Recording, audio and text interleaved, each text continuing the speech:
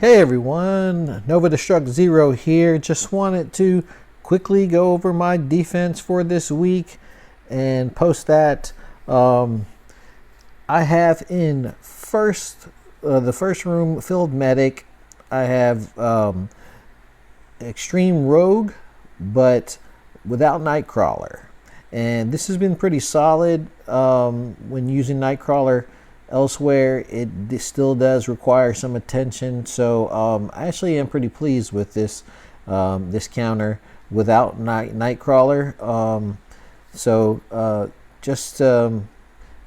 you think it works out for me, this can work in room 1. It can also work in room 3. And I'm not going to go too deep into that because I think you've probably seen Extreme Rogue several times this season and a few others. In room 2, I changed it up a little bit. This time I brought in Phoenix, and I actually brought Dawkins in and Zombie Jugs.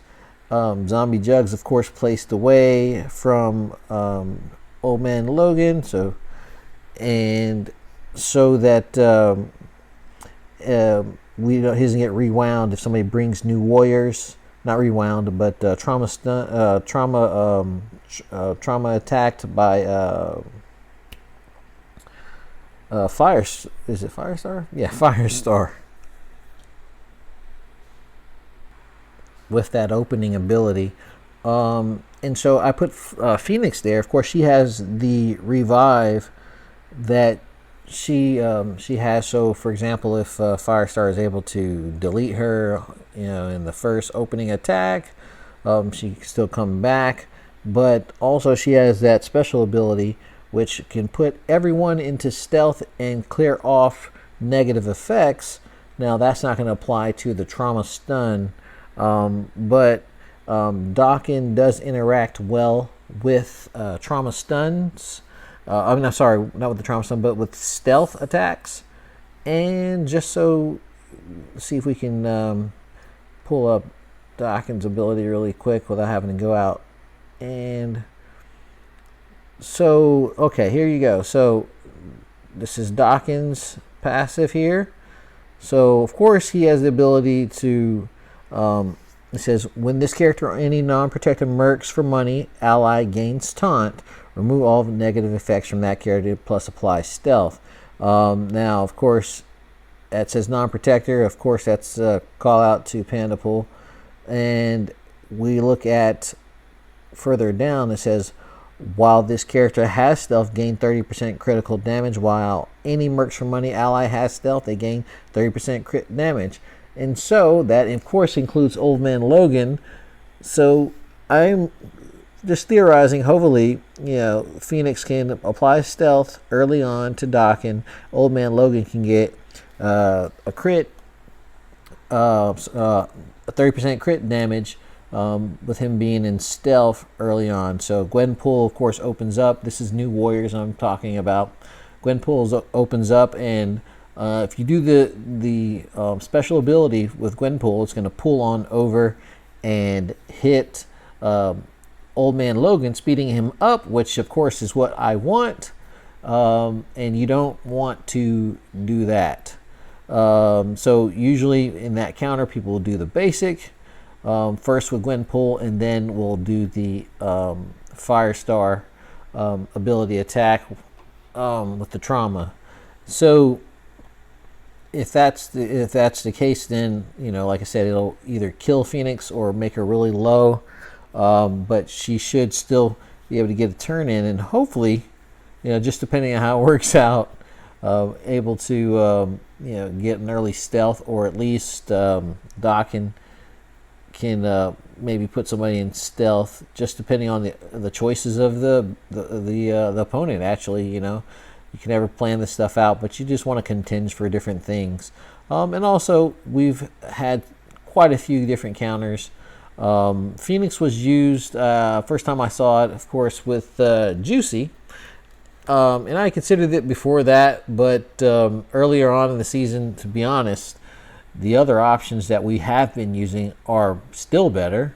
in my opinion, whether that be with Noir and Jugs or Nightcrawler and Noir, they're still better. However, I think now that the field is out there and people have are starting to plan for it more, so this is just hopefully making it so where your opponent thinks and tries to like maybe overkill with this and bring in Cabal, and then of course if your opponent brings in Cabal, they're not available elsewhere, and so that's the game we're playing every week at Cosmic Crucible.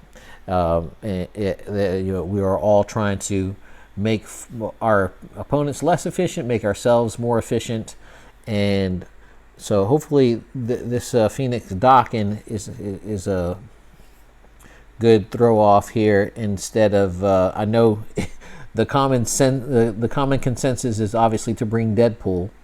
And Deadpool, of course, for many reasons besides, of course, everything, he's probably far better than Docking in many situations, including adding to Pandapool's passive with 40% revive. So, but like I said, I think that the field is kind of in tune with this now, and the people, at least the players that I'm playing against, know about what Deadpool and Old Man Logan provide Pandapool for the 100% revive, 40% through the passive of Pandapool, 40% for Old Man Logan, 40% for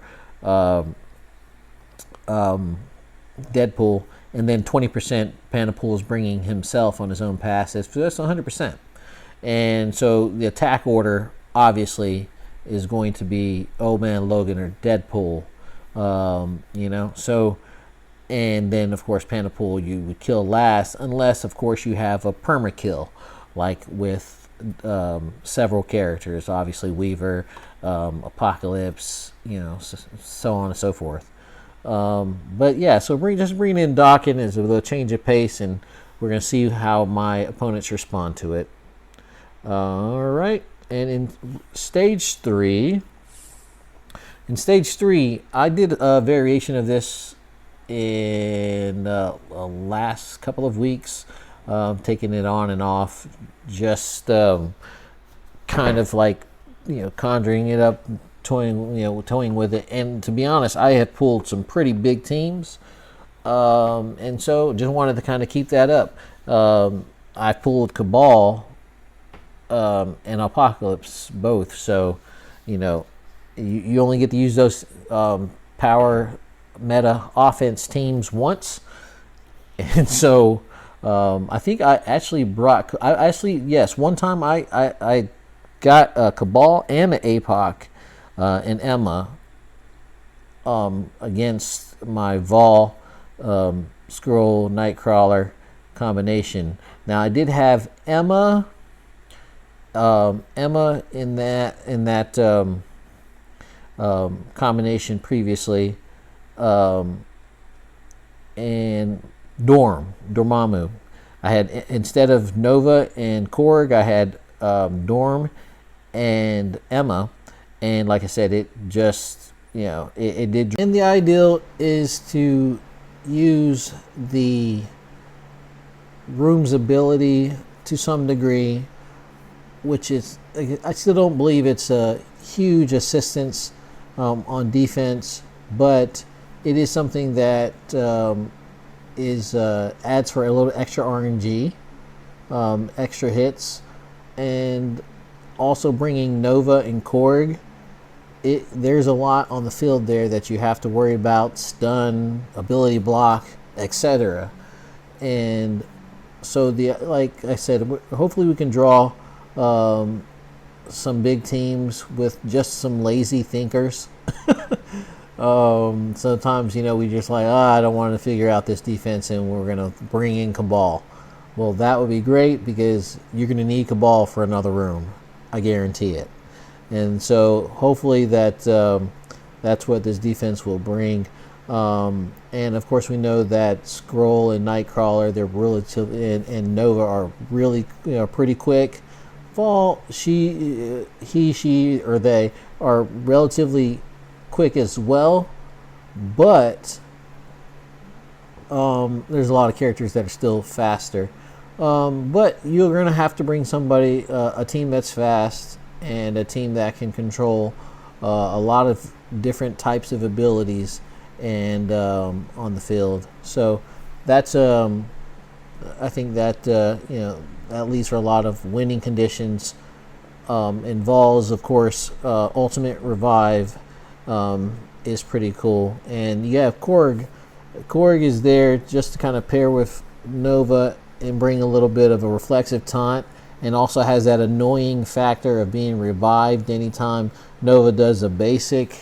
That's mid-game to late battle thinking there.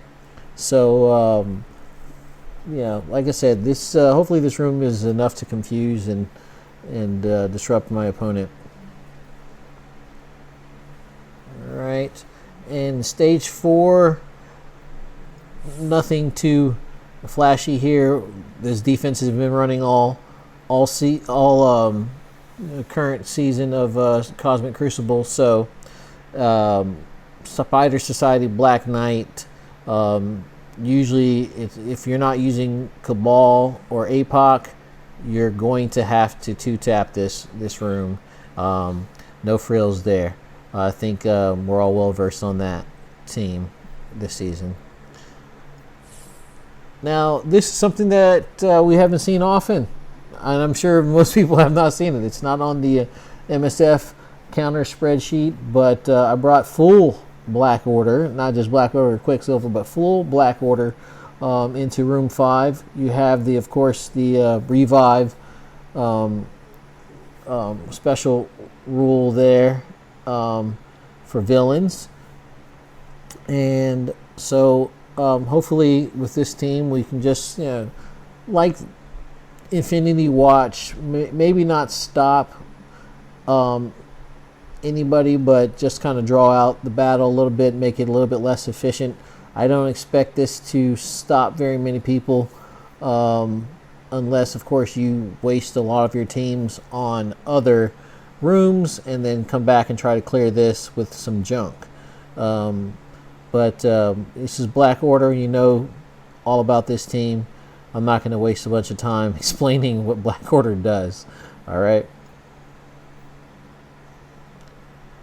And in Room 6, Supercharged, I brought in Dorm and put Dorm together with Darkhold this time. Of course, we know Dorm brings the revive onces. So Darkhold is not a huge pushover team. You still have to bring a decent enough team. Tangle Web, Nova, Kestrel, for example, against them. You can't just bring a nobody team, but hopefully with the extra life, that kind of disrupts people's plans for what they bring into the room. But also, it being Room 6, you have to concern yourself with the big ultimates that are going to come on first turn with Dormammu and Doctor Strange. So I think this team, it's a decent team, good holdout team, and could definitely, in my opinion, could give problems to a new Warriors team for sure.